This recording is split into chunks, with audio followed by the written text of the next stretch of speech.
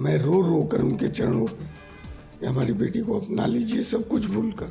आपके लिए वो तपस्या की, आपके चुनाव में आपने बुलाया, वो आई और आप सोए रहते थे इसी में। फेसबुक या व्हाट्सएप पर वो कुछ मैसेज की थी चुनाव हारने के बाद कि अभी बहुत दमखम है। तब देखिए उन तो बोली है कि कोई पार्टी नहीं देगा तो निर्दल भी लड़ूंगी। नमस्कार, इस समय हम मौजूद हैं बलिया में और हमारे साथ आजकल के चर्चित पवन सिंह और ज्योति सिंह, पवन सिंह के ससुर और ज्योति सिंह जी के पिताजी हमारे साथ मौजूद हैं। हम इनसे बात करते हैं। राम बाबू जी, एक पवन सिंह जी का एक बयान आया था कि आपने उनसे कहा था कि हमारी बेटी को विधायक बना दीजिए। क्या ये कितना बात सच है, क्या है ये? मैं पवन जी से इतना ही कहना चाहूँगा कि ये तो 3 महीना पहले की बात है। मैं लखनऊ गया था और जाने के बाद अब क्या कहें कि हमको भी नहीं जाने दिया जा रहा था, तो हम ज़बरदस्ती दरवाज़ा ठेल कर घुस गए और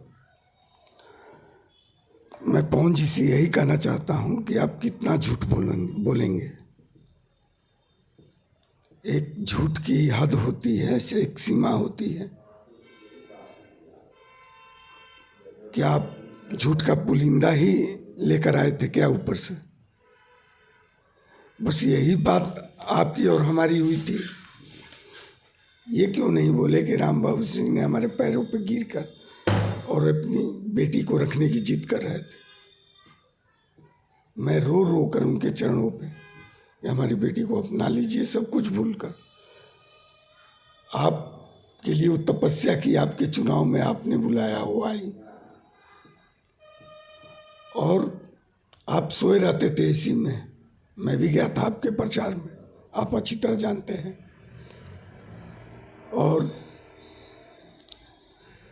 आपके लिए उतनी कड़ी धूप, मैं एक दिन घूमा, मेरी तबीयत खराब हो गई, मैं वापस बलिया लौट आया और उतनी कड़ी धूप में वो इतनी मेहनत उसका देखकर हमने कहा कि चलो वाह रे पति प्रेम। मैं खुश हुआ, भाई ऐसा होना चाहिए। लेकिन वो चीज़ आपको दिखाई नहीं दिया कि मेरी पत्नी मेरे लिए कितना तप कर रही है। हम समझे कि चलो अब सब ठीक हो जाएगा, मेरी चिंता दूर हो जाएगी। तो आप भी काराकट में चुनाव के समय प्रचार में गए थे, तो क्या उस समय क्या लगा कि ये लोग दोनों एक फिर से हो जाएंगे? और कितना मेहनत किया आपने और आपकी बेटी ने? मैं तो कुछ मेहनत नहीं किया, 2-3 दिन गया, घूमा और लोगों से अपील किया। लेकिन ज्योति का मेहनत काबिल तारीफ था इनके लिए। जितना वो मेहनत की, क्षेत्र के लोग पिघल जा रहे थे कि थोड़ा आराम कर लीजिए, थोड़ा पानी पी लीजिए, लेकिन उसका एक ही शब्द था, नहीं, बहुत घूमना है हमको भी। 10 गांव घूमना है तो 5 गांव घूमना है। और 3 रात एक कर दी थी। ये चीज़ें उसकी आपको दिखाई नहीं दी। नहीं मिलेगी मेरी बेटी जैसी उनको,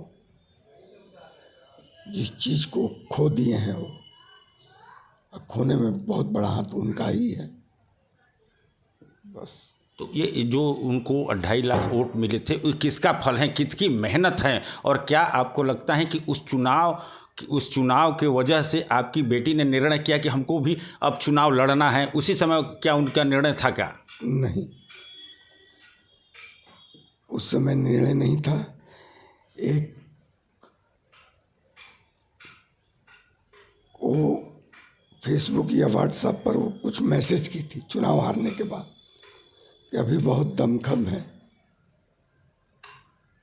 मैंने पवन को लेकर कि हम लोग हारे नहीं हैं, मैदान छोड़कर भागेंगे नहीं।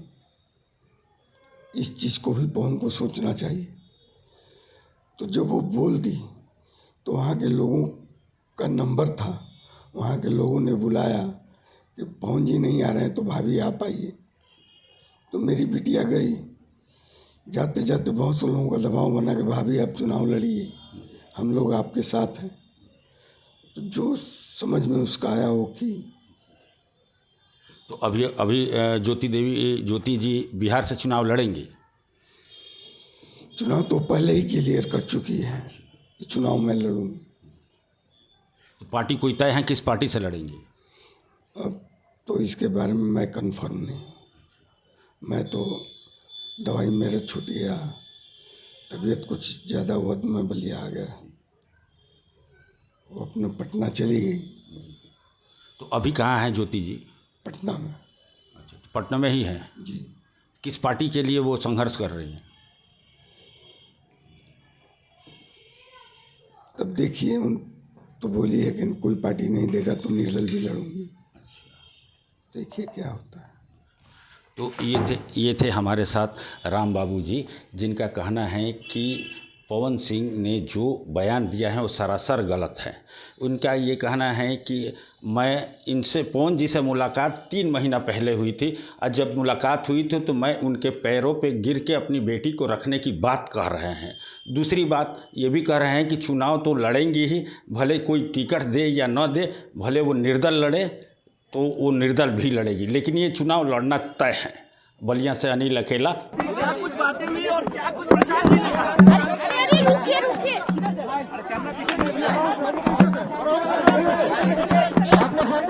शांति, सही तरीके से रुक जाइए। एक मिनट ऐसे आप लोग पूछें, एक मिनट सही तरीके से आप लोग पहले इंतजाम कर लीजिए ना।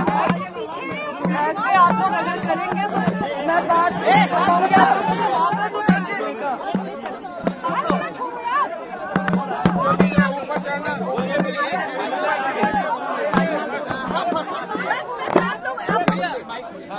एक एक करके सवाल जवाब आप लोग शांत हो जाइए, आप लोग शांत हो जाइए, आप लोग शांत हो जाइए। एक एक सवाल कर लीजिए। सब लोग थोड़ा शांति बना के रखें। बोले बोले बोले बोले बोले चिल्लाइए मत।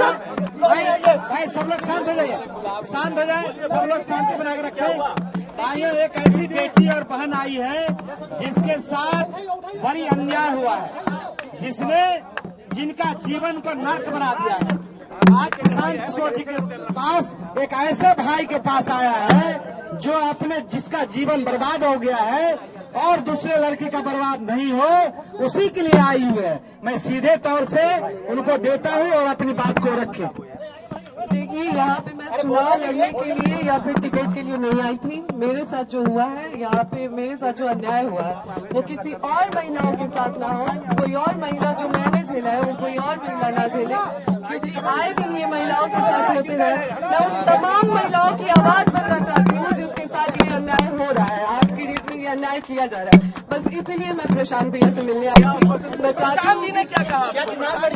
नहीं, मैं यहाँ पे चुनाव की कोई बात ही नहीं है, यहाँ पे चुनाव को लेकर कोई बात नहीं हुई है और न ही टिकट की कोई बात हुई है। मैं बस उन तमाम महिलाओं के लिए यहाँ पे आई हूँ जिसके साथ मेरे साथ अन्याय हो रहा है, तो वो उसी चीजों से जो जूझ रही है महिलाएं, मैं बस उसके लिए आई हूँ।